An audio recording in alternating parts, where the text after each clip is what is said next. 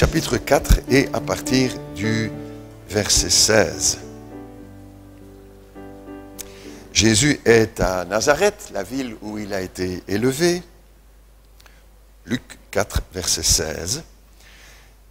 Il se rendit à Nazareth où il avait été élevé. Selon sa coutume, il entra dans la synagogue le jour du sabbat. Il se leva pour faire la lecture et on lui remit le livre du prophète Ésaïe. Et l'ayant déroulé, il trouva l'endroit où il était écrit « L'Esprit du Seigneur est sur moi, parce qu'il m'a oint pour annoncer une bonne nouvelle aux pauvres. Il m'a envoyé pour guérir ceux qui ont le cœur brisé, pour proclamer aux captifs la délivrance et aux aveugles le recouvrement de la vue, et pour renvoyer librement les opprimés, pour publier une année de grâce du Seigneur. » Ensuite, il roula le livre, le rendit aux serviteurs et s'assit. Tous ceux qui étaient là, ceux qui se trouvaient là dans la synagogue avaient les regards fixés sur lui. Alors il commença à leur dire, aujourd'hui, cette parole de l'Écriture que vous venez d'entendre est accomplie. Et tous lui rendaient témoignage, ils étaient étonnés des paroles de grâce qui sortaient de sa bouche. Et ils disaient, mais n'est-ce pas Jésus, le fils de Joseph? Et Jésus leur dit, sans doute m'appliquerez-vous ce prophète, médecin, guéris-toi toi-même. Et vous me direz, faites ici, dans ta patrie, tout ce que nous avons appris que tu as fait à Capernaum. Mais, ajouta-t-il, je vous le dis en vérité, aucun des prophètes n'est bien reçu dans sa patrie. Je vous le dis en vérité, il y avait beaucoup de veuves en Israël du temps d'Élie, lorsque le ciel fut fermé 3 ans et 6 mois, et qu'il y eut une grande famine sur toute la terre. Et cependant, Élie ne fut envoyé vers aucune d'elles, si ce n'est vers une veuve de Sarepta, dans le pays de Sidon. Il y avait aussi plusieurs lépreux en Israël au temps d'Élisée, le prophète, et cependant, aucun d'eux ne fut purifié, si ce n'est Naaman, le Syrien. Ils furent tous remplis de colère dans la synagogue lorsqu'ils entendirent ces paroles, et s'étant levés, le chassèrent de la ville, et le menèrent jusqu'au sommet de la montagne sur laquelle leur ville était bâtie, afin de le précipiter en bas. Mais Jésus, passant au milieu d'eux, s'en alla. Je vous propose encore un texte juste avant, Matthieu, l'évangile selon Matthieu, 2 textes auxquels il sera fait référence tout à l'heure. Matthieu,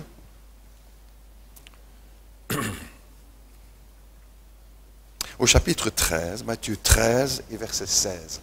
Matthieu 13, 16. Matthieu 13 et au verset 16, quelques versets. C'est Jésus qui parle et qui dit, « Heureux sont vos yeux parce qu'ils voient et vos oreilles parce qu'elles entendent.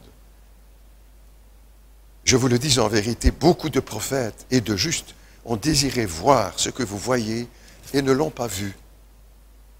Désiré entendre ce que vous entendez et ne l'ont pas entendu. » Jusque-là, les 2 lectures que je vous propose pour ce dimanche matin. En soulignant le premier mot que nous avons lu tout à l'heure dans le texte de Luc. Aujourd'hui, cette parole de l'Écriture que vous venez d'entendre est accomplie.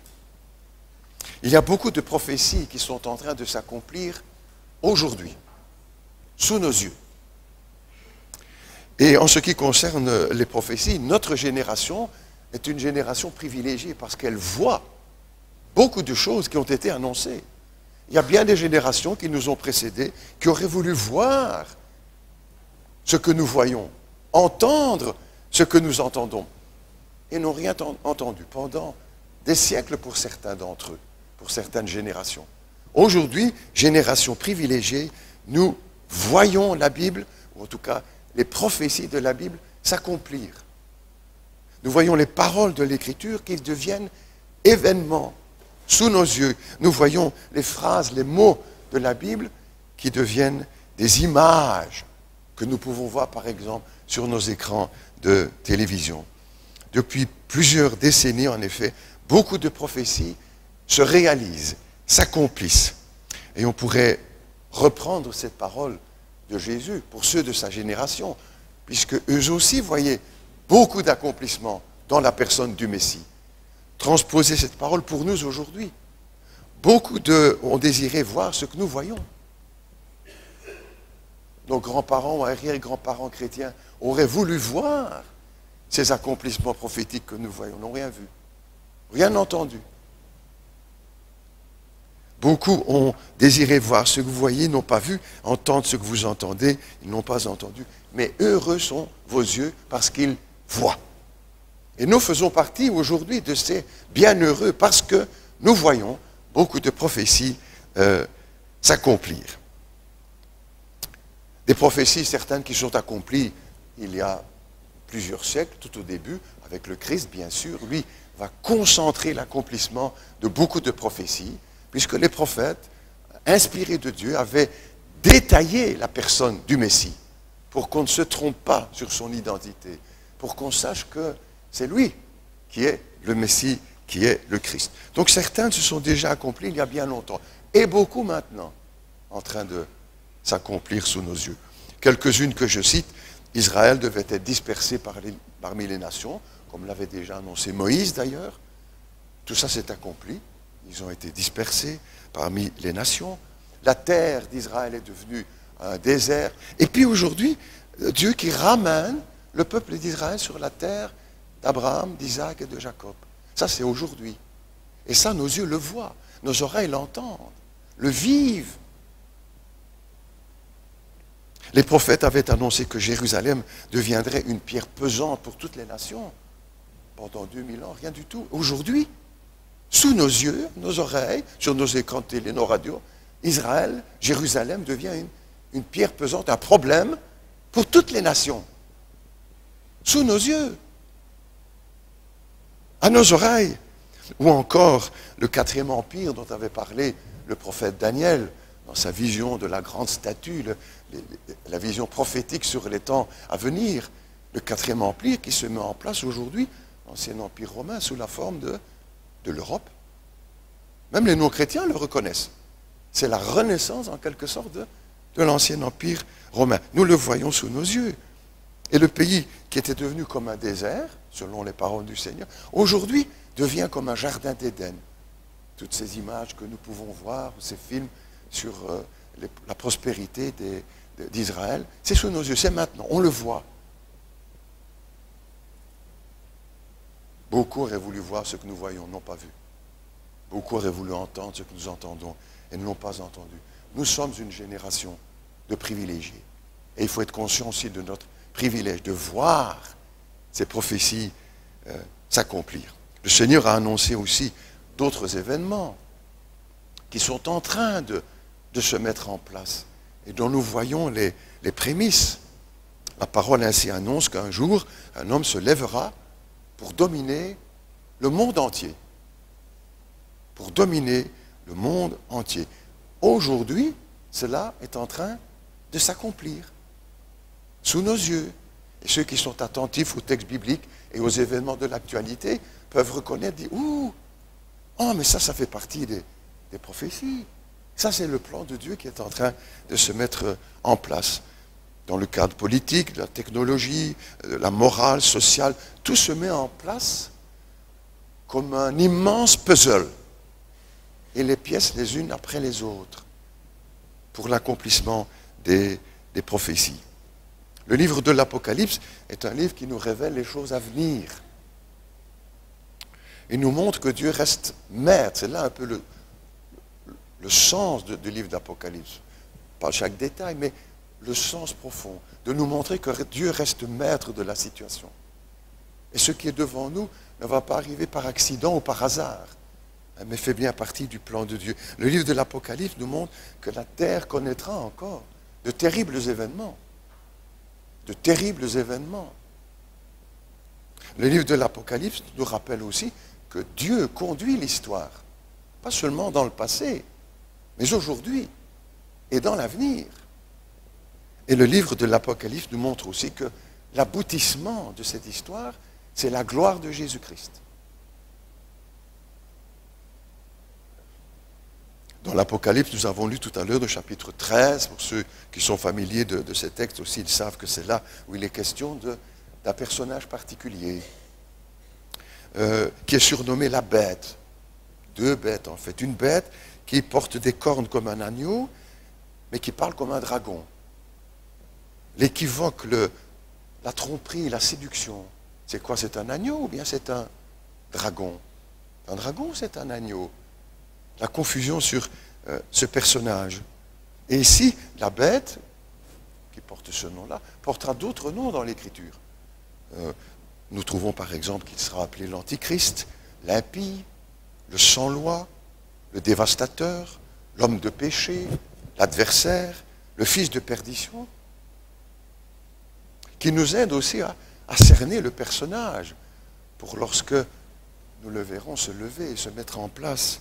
Son objectif est triple, en quelque sorte, avec les données de la parole, on fait court, n'est-ce pas, on n'entre pas dans le détail. Son objectif sera triple, à la fois sur le plan politique, sur le plan économique et sur le plan religieux. L'Antichrist ne sera pas un athée. Il aura des dieux. Sur le plan politique, pour dominer le monde, ce sera son plan.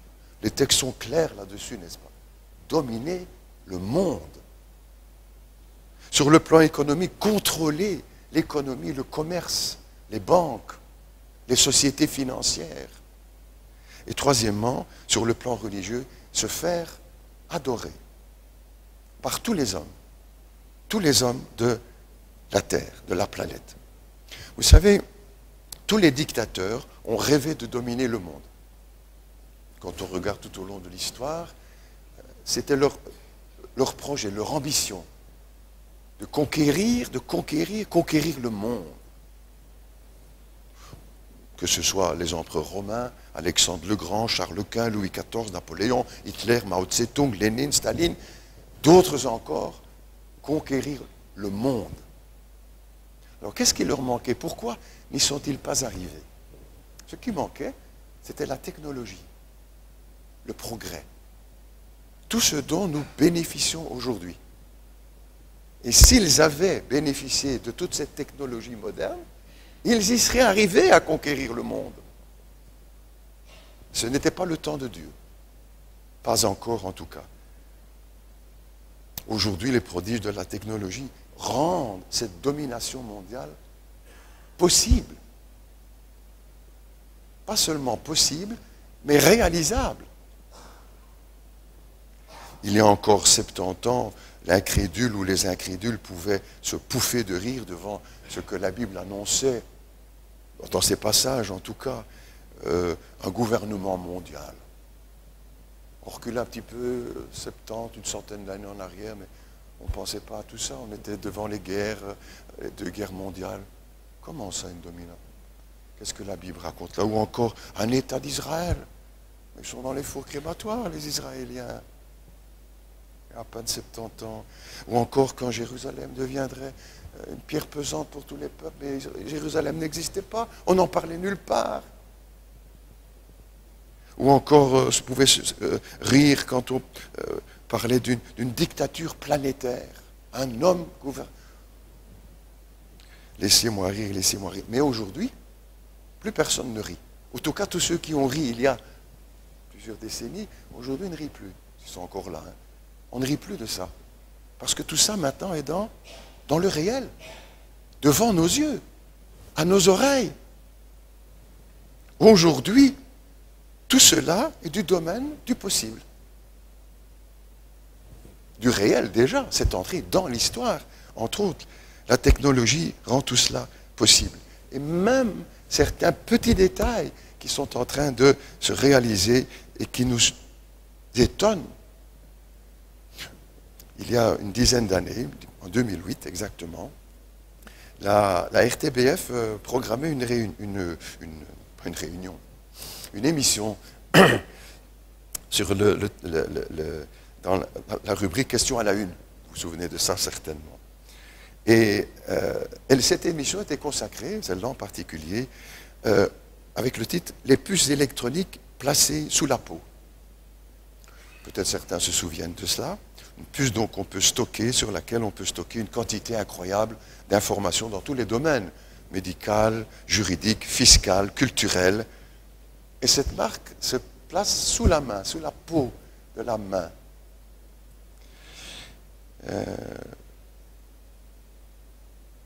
La Bible parle depuis près de 2000 ans de cela, de cette marque qui sera imposée aux uns et aux autres sur la terre, sur la main ou sur le front. Aujourd'hui, on entre dans la réalité de l'accomplissement de ces prophéties. On sait déjà qu'on est tous fichés. On est tous fichés, catalogués, répertoriés, filmés, on est tous sous écoute. En quelque sorte, même le mot vie privée n'a plus de sens aujourd'hui. Même les chefs d'État sont écoutés. On sait les scandales qui ont éclaté il y a quelque temps, différents chefs d'État qui étaient écoutés, mis sous écoute par d'autres nations. Ce documentaire, donc, en revenant en arrière, nous mettait en garde, en tout cas, sur les dangers de cette pratique, de pucer les gens, parce que ça mettait en danger la vie privée, ou en quelque sorte, la démocratie aussi. Plus de liberté, en quelque sorte. Et cette émission nous avertissait que nous sommes en train de glisser tout doucement vers des démocraties dictatoriales ou des dictatures démocratiques. Les mondes ne vont pas ensemble, normalement, mais si. C'est vers cela qu'on est en train d'avancer. Et puis plus près de nous, là on reculait 10 ans en arrière, mais maintenant, la même RTBF signalait ici récemment des puces placées sous la peau des employés d'une société belge, dans notre pays. Une société, la société New Fusion, qui est basée à Malines. Et 8 de ces autres travailleurs ont accepté d'être pucés. Comme ça, ils n'ont plus besoin d'une carte pour entrer dans la société. Ils ont juste sur la main. Et avec cela leur ouvre les portes. Ces puces ou microprocesseurs qui ont fait la fonction de remplacer les badges, ce qui était noté dans l'article des employés, contiennent donc les données personnelles du porteur. Elles coûtent environ une centaine d'euros. Quant à leur localisation, elles sont enfouies sous la peau entre le pouce et l'index, dans la main. Mais il y a 2000 ans que la Bible parle de quelque chose qui doit être placé sous la main pour pouvoir vendre et acheter, pour pouvoir faire du commerce.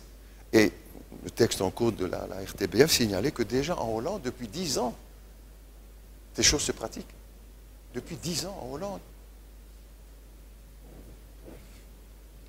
Il faut donc être bien vigilant. Et nous sommes bouleversés parce que tout cela rejoint ce que la Bible dit depuis longtemps.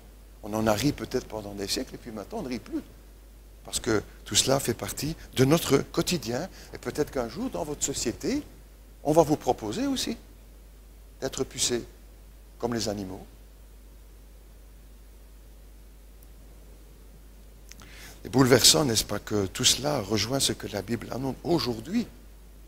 Aujourd'hui, cette parole de l'Écriture, on peut paraphraser un peu le texte du Christ, aujourd'hui, cette prophétie est en train de s'accomplir. Quand on regarde aussi en ce qui concerne la situation dans le monde, aujourd'hui, les chefs d'État, les politologues, les journalistes parlent de gouvernement mondial. D'un gouvernement mondial. J'ai lu avec beaucoup d'intérêt, il y a quelque temps de cela, le livre de Jacques Attali, qui a été le conseiller particulier du président Mitterrand, feu président Mitterrand. Et sa thèse, dans le titre de son livre est plus que troublant. Demain, qui gouvernera le monde? C'est un des politiciens ou des philosophes les plus au courant de la situation dans notre monde. Et sa thèse est la suivante: la seule solution à tous les problèmes et les crises que connaît notre monde, c'est un gouvernement mondial. Et dans son livre, il développe tout ce qui est en train de se mettre en place depuis 1945 à peu près, il remonte là. Tous les rencontres internationales, universelles, etc., qui mettent en place un système mondial. C'est à vous glacer le sang quand vous lisez tout ça. C'est en place maintenant. J'ai lu avec beaucoup d'attention le livre de Jean Ziegler, qui est aussi un des lanceurs d'alerte. Un Suisse que vous avez déjà peut-être entendu parler, qui est le rapporteur spécial des Nations Unies pour le droit de l'alimentation. Il a écrit plusieurs textes pour dénoncer les systèmes internationaux qui sont en train de se mettre en place pour gouverner le monde. Et le titre d'un de ses derniers livres était le suivant, Les nouveaux maîtres du monde. Les nouveaux maîtres du monde. Ce n'est pas un chrétien, pas un évangélique, ce n'est pas un protestant. C'est un homme qui dénonce toutes ces dérives. Et il décrit en détail aussi dans son livre tous les organismes, les entreprises, les sociétés qui ont déjà jeté leur filet sur le monde entier. Le gouvernement mondial, cela nous donne aux uns et aux autres, en lisant cela, froid dans le dos, parce que c'est là maintenant. Aujourd'hui, cette parole de l'Écriture est accomplie. On ne peut pas se demander, oui, mais les prophéties, c'est toujours dans le temps, c'est toujours de vieux, ou bien c'est toujours ce qui va venir. Non, non, c'est maintenant, aujourd'hui, sous nos yeux, à nos oreilles, que ce système mondial est en train de se mettre en place. Le reportage de la RTBF précise bien que ce sont là des faits maintenant. Ce n'est plus des projets, des inventions des uns ou des autres. Non, non. Pour attirer notre attention aussi sur l'utilisation de cette technologie. Pas pour notre bien, hein, pour le contrôle de tous les hommes. Pour le contrôle mondial. Et en quelque sorte, ce sont les chrétiens seuls, je vais dire, qui sont à l'école de la Bible, qui sont informés de cela. Et depuis longtemps, aujourd'hui, cette parole que vous venez d'entendre de l'Écriture est accomplie. La Bible est le seul livre au monde, il faut le rappeler en tant que chrétien, le seul livre au monde qui annonce des choses à venir. Non pas en détail sur ce qui va se passer en Belgique, les différents gouvernements ou chefs d'État, ce n'est pas ça le but de la Bible. C'est de nous tracer le plan de Dieu au travers de l'histoire.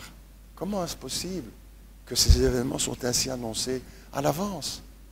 Mais parce que ce livre est inspiré par Dieu et que c'est lui qui a inspiré les auteurs pour annoncer ces événements dont eux-mêmes ne pouvaient pas mesurer l'importance ou la portée. Ça les dépassait. C'est pourquoi aussi il nous a dit que les prophètes étudiaient eux-mêmes leurs prophéties pour essayer de savoir quels étaient les temps et les moments où tout ça devait s'accomplir. Ce n'est pas pour eux. Mais nous, c'est devant nos yeux aujourd'hui.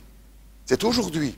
Il n'y a pas besoin d'interpréter, de lire en grec, en hébreu, et ceci, cela, pour comprendre ce que le texte dit, n'est-ce pas? C'est à la portée des uns et des autres, même si tout cela peut être approfondi. Mais comment est-ce possible que ce livre, cette parole, annonce les événements à venir? Parce que c'est Dieu qui en est l'auteur. Et nous devons nous le redire les uns aux autres. Et les pasteurs également. Ce n'est pas n'importe quoi, la parole, la Bible. C'est la parole de Dieu, inspirée de Dieu. Livre unique au monde. Et c'est le livre de nos références en tant que chrétiens. C'est poussé par l'Esprit, nous dira l'apôtre Pierre, que des hommes ont parlé de la part de Dieu. C'est bien, on a raison d'appeler ce texte la parole de Dieu. Ce n'est pas le livre des protestants, c'est le livre de Dieu. C'est la parole de Dieu. C'est pourquoi il y a une différence entre ce livre et tous les autres livres que nous pourrons lire ou feuilleter dans toutes les bibliothèques du monde. Unique, c'est la parole de Dieu. Maintenant aussi, savons-nous pourquoi Dieu nous révèle certains événements, je ne dis pas en détail, mais les événements qui sont devant nous. Pourquoi? Mais c'est Jésus qui va nous donner la réponse. Ce n'est pas le pasteur ou les protestants, ou voilà. C'est le Seigneur qui dit, écoute bien. C'est Jésus qui dira ceci dans Jean 14 et puis dans Jean 13. Je lis. Jésus dit, je vous ai dit ces choses avant qu'elles n'arrivent. C'est bien ça. Je vous ai dit ces choses avant qu'elles n'arrivent, afin que lorsqu'elles arriveront, vous croyez. Donc, si on lit bien ce que Jésus nous dit, c'est que son but en lui et les prophètes qui l'ont précédé, en annonçant les événements futurs, c'est de nous amener à la foi, de nous amener à croire, ou à nourrir notre foi, fortifier notre foi, pour que vous, quand vous les verrez arriver, vous croyez. C'est notre cas aujourd'hui. Et cela doit pour chacun de nous, et moi avec les autres bien sûr, et c'est le cas, nous encourager dans la foi. Le même texte un peu avant, chapitre 13, Jésus dit aussi, dès à présent, je vous le dis avant que la chose n'arrive, afin que lorsqu'elle arrivera, vous croyez ce que je suis. Afin que nous puissions croire ce que Jésus-Christ est, le Fils de Dieu, Dieu le Fils, le pain de vie, qui est descendu du ciel, etc., le Sauveur du monde, le Créateur des cieux et de la terre. Afin que quand elles arriveront, vous croyez ce que je suis. C'est-à-dire que le plan de Dieu, encore au travers même des prophéties, c'est toujours le même but, c'est d'amener les hommes au salut, à la vie éternelle, à la croix, à Jésus-Christ, pour être pardonnés et sauvés. Dès à présent, je vous dis ces choses à l'avance, avant que les choses n'arrivent, afin que lorsqu'elles arriveront, vous croyez ce que je suis. C'est-à-dire, Jésus nous enseigne que les prophéties sont données aussi dans un but, pas pour satisfaire notre curiosité. Hein, parfois, on approche les prophéties par curiosité, il faut le reconnaître. Moi aussi, sans doute avec les autres. Hein. C'est pas pour ça, pas pour satisfaire notre curiosité ou notre orgueil en disant, moi je sais tout ce qui va se passer. Non, non. Pour nous amener à la foi, à avoir confiance dans les Écritures. Dieu ne nous révèle pas l'avenir pour satisfaire notre caractère, notre tempérament charnel, mais au contraire. C'est Blaise Pascal aussi, un grand savant chrétien que j'aime de citer, qui disait « Les prophéties sont la meilleure preuve du caractère divin de la Bible ». Et un jour aussi, peut-être dans nos témoignages, si nous voulons amener quelqu'un à la foi, c'est peut-être de l'amener sur ce terrain des prophéties. Parce que ça peut être déclencheur de la foi. Comment est-ce que tout ça est? Mais c'est écrit, et c'est maintenant devant nous. Ça peut éveiller la foi chez plusieurs. Beaucoup de chrétiens aussi dans le monde sont venus à la foi, à Jésus-Christ, par l'intermédiaire, par la médiation des prophéties. Parce que ça les a troublés, parce que ça les a repris, parce qu'aussi peut-être ils se sont approchés par curiosité, eux ne connaissent. Et de dire, écoute, tiens, la Bible dit ça, elle dit ça aussi, et encore ça, mais c'est maintenant ça. Ben oui. Et de les amener ainsi à la foi, ou en tout cas, peut-être aussi de les fortifier dans la foi. Je me souviens pour moi-même, quand j'étais plus jeune, 20, 25 ans par là, l'étude des prophéties, je me souviens, je revois quelques images, j'étais dans la chambre, je rentrais du travail aussi, puis je me changeais, je me lavais, etc. Puis tout de suite, je me plongeais là-dedans. Ça a fait, pour moi, dans ma vie, ça m'a donné une force, une confiance dans les Écritures et dans cet aspect de la vie chrétienne. Ce que Jésus nous a enseigné, les apôtres, les prophètes qui nous ont révélé. Ça m'a apporté beaucoup.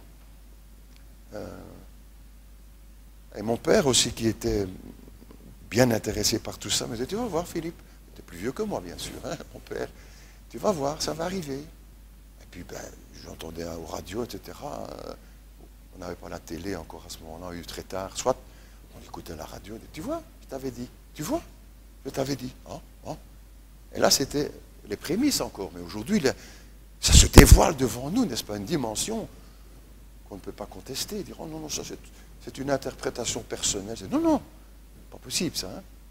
Ça m'a beaucoup aidé. Et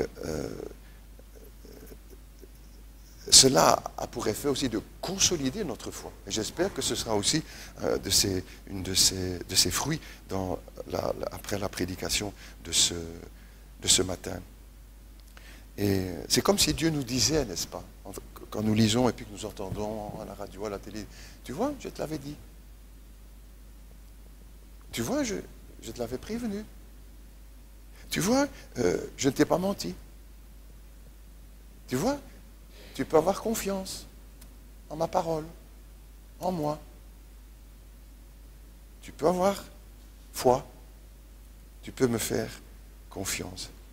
Le Dieu de la Bible est le Dieu auquel on peut faire confiance. Ça, c'est aussi l'une des grandes leçons au travers de cet aspect des prophéties. Mais Jésus a employé le mot aujourd'hui à d'autres occasions. Nous en souvenons, je suppose, les uns et les autres, quand il est sur la croix, avec les brigands qui sont condamnés. L'un d'entre eux, ils étaient tous les deux mauvais. Parfois, on entend le bon larron. Ça n'existe pas des bons larrons. Hein. Ils étaient tous les deux mauvais. Un va croire. C'est pour ça qu'il n'était pas mauvais, ils étaient tous les deux mauvais. Mais un va croire, il va accepter l'amour de Dieu. Et Jésus lui dira, sur la croix, quelque temps avant de mourir, aujourd'hui, tu seras avec moi dans le paradis. Aujourd'hui. Ils allaient mourir, chacun sur la croix, et Jésus lui fait cette promesse. Aujourd'hui, tu seras avec moi dans le paradis.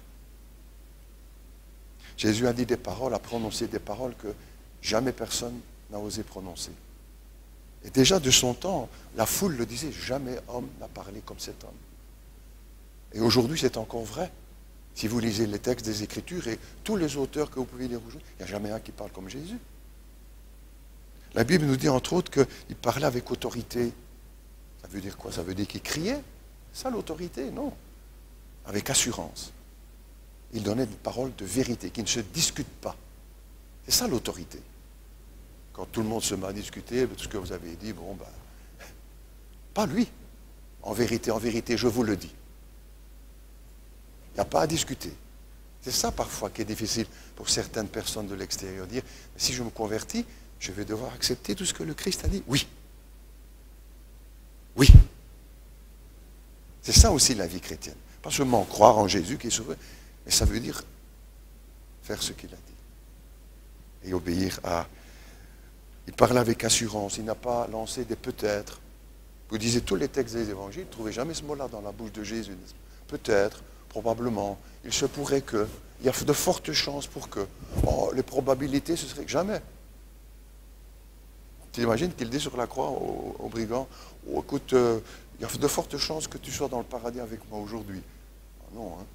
En vérité, je te le dis. Tu seras avec moi aujourd'hui dans le paradis. On ne peut pas se contenter, n'est-ce pas, dans la vie de peut-être, probablement, on verra. Il paraît que non, nous avons besoin de certitude. Et c'est ça qu'aujourd'hui, beaucoup de jeunes, et pas seulement des jeunes, sont troublés, parce qu'on a enlevé toutes les certitudes. On a enlevé toutes les certitudes, ils ne sont plus sûrs de rien.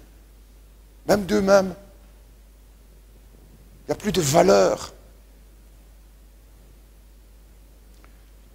Mais aussi devant la mort, on a besoin de certitude, et pas de peut-être. On verra, pourvu que Jésus parlait avec autorité, avec assurance, une parole qui ne se discute pas. C'est aussi pour cela que Jésus, sur la croix, en parlant avec ce brigand, en lui disant « Aujourd'hui, tu seras avec moi dans le paradis », Jésus nous rappelle que la mort n'est pas la fin de la vie. Vous allez mourir tous sur la croix. Mais en prononçant entre autres cette parole, Jésus nous rappelle que la mort n'est pas la fin de la vie. Il faudrait être bien imprudent pour se dire, oui, mais moi je sais mieux que Jésus ce qu'il y a après. N'oublie pas cela, n'est-ce pas? Ne prends pas ce risque de dire, oui, il a dit ça, mais moi je pense. Ce n'est pas n'importe qui, le Christ. Aujourd'hui, tu seras avec moi, la mort n'est pas la fin de la vie. Et ça, ce sont les plus grandes questions qui se posent à notre vie, à chacun d'entre nous, croyant ou incroyant. Qu'est-ce que c'est la vie? Qu'est-ce que c'est la mort? Qu'est-ce que c'est l'au-delà? Et Jésus répond ici. Il donne la réponse. Il est la réponse. Quand il prononcera ces paroles, moi je suis la vie. Tu n'as jamais entendu quelqu'un qui disait ça? Non. Moi je suis la résurrection et la vie. Celui qui croit en moi vivra quand même, il serait mort. J'ai entendu quelqu'un, il a dit, tu seras avec moi aujourd'hui dans le paradis. Jamais homme n'a parlé comme cet homme. Et cela nous rappelle aussi pour chacun de nous que la parole du Christ nous éclaire aussi sur la mort, la vie, la mort et l'au-delà. Jésus lui a dit, aujourd'hui tu seras avec moi dans le paradis. Il n'a pas dit dans 1000 ans. Il n'a pas dit au jugement dernier, tu seras avec moi dans le paradis. Il n'a pas dit après les 100 ans de purgatoire que tu dois... Non. Aujourd'hui, quand tu fermes les yeux sur cette terre, c'est pour les ouvrir dans le paradis, avec moi. Aujourd'hui, tu seras avec moi dans... Voilà ce que la mort pour le chrétien, à la lumière de ce que Jésus nous a enseigné. Dès que je ferme les yeux ici-bas, c'est pour les ouvrir devant le Seigneur et avec le Seigneur. Le chrétien n'a pas à redouter la mort ou l'au-delà. C'est vrai que la mort reste une épreuve, même si on est chrétien. La mort reste une épreuve, une tristesse, un deuil, un chagrin, des larmes, une absence, des souvenirs, de la souffrance. Vrai, vrai, vrai. Mais en même temps, derrière tout cela, il y a aussi cette certitude que nous avons raison de nous confier en Jésus-Christ. Comme cet homme sur la croix, en vérité, je te le dis, aujourd'hui, tu seras avec moi dans le paradis. Un autre emploi, je termine avec cela, de ce mot « aujourd'hui » dans l'Écriture. Aujourd'hui, si vous entendez sa voix, n'endurcissez pas votre cœur. Quelqu'un a dit avec justesse, aujourd'hui c'est le mot de Dieu. Aujourd'hui c'est le mot de Dieu. Demain, c'est le mot du diable.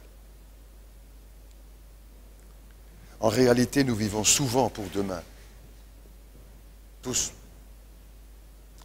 Demain, je serai payé. Demain, je suis en congé. Demain, j'ai 20 ans. Demain, j'aurai mon diplôme. Demain, je suis pensionné. Demain, je serai engagé. Demain, je serai marié. Demain, je serai heureux. Demain, je serai mieux. Demain, Demain. Avec demain, nous tuons aujourd'hui. Avec demain, nous tuons aujourd'hui. Et toute notre vie, nous courons après demain. Et le mot de Dieu, c'est aujourd'hui. Maintenant. Aujourd'hui, si nous entendons sa voix, n'endurcissons pas notre cœur.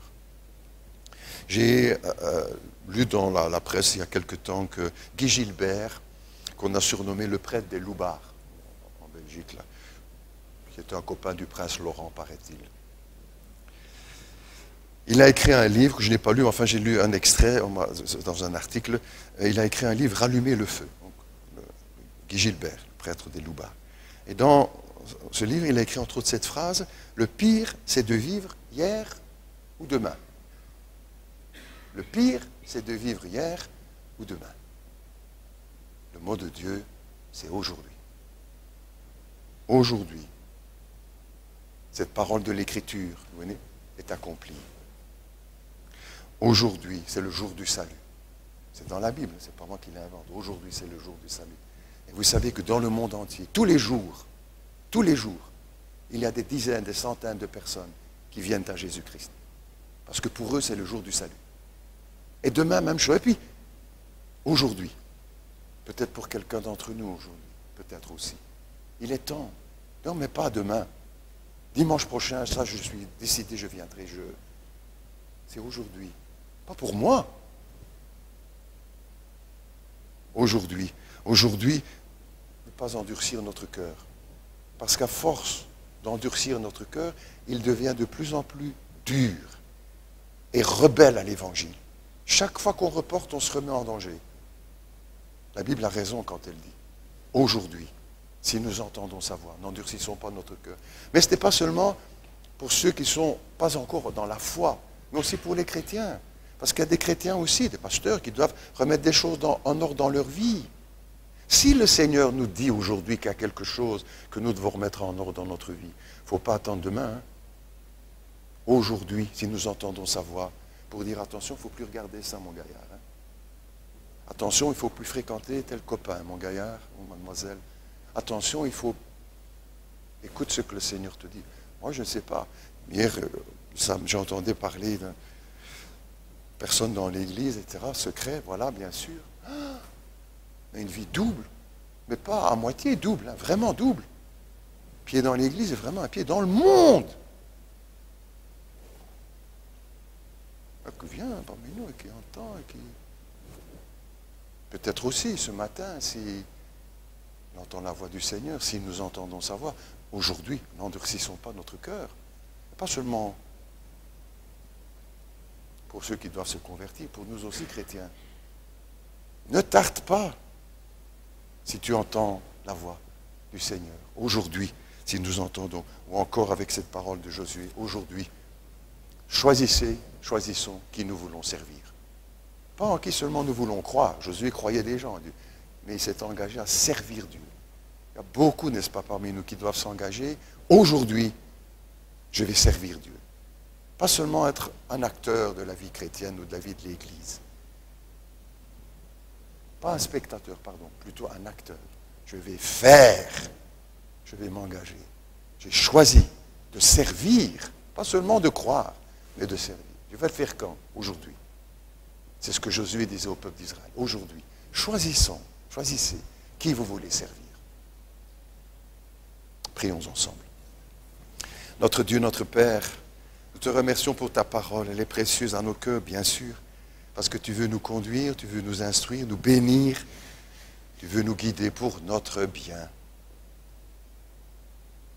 Parce que tu es un Dieu, le Dieu qui nous aime et qui veut notre bien, qui veut notre bonheur, qui veut nous éviter bien des malheurs, bien des tristesses, bien des échecs, bien des déceptions, bien des souffrances, bien des larmes.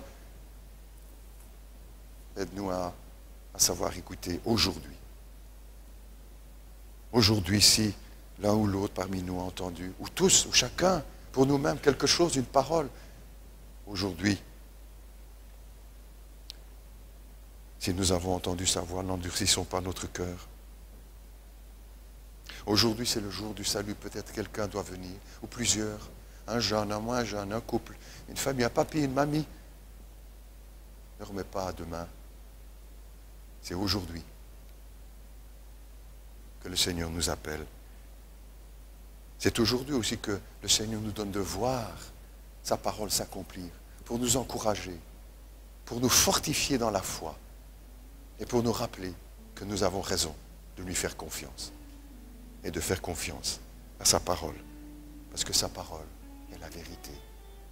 D'autres encore doivent choisir aujourd'hui de se mettre au service de Jésus-Christ.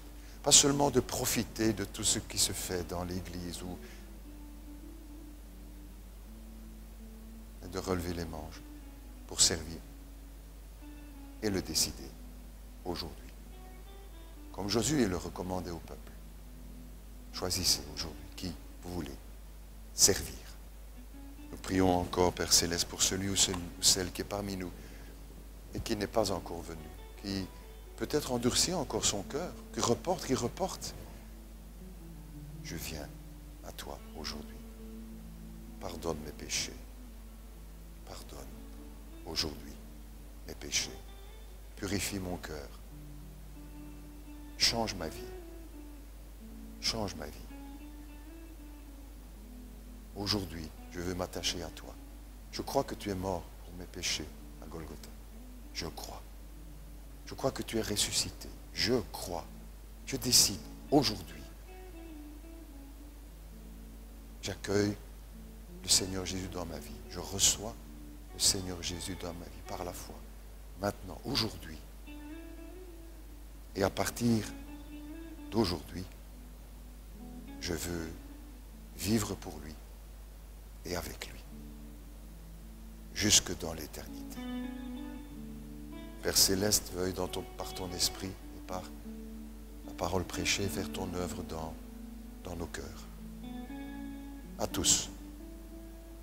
Que personne ne se sente dispensé d'eux. Au contraire, tous concernés. Nous te le demandons au nom de Jésus, notre Seigneur. Amen. Amen.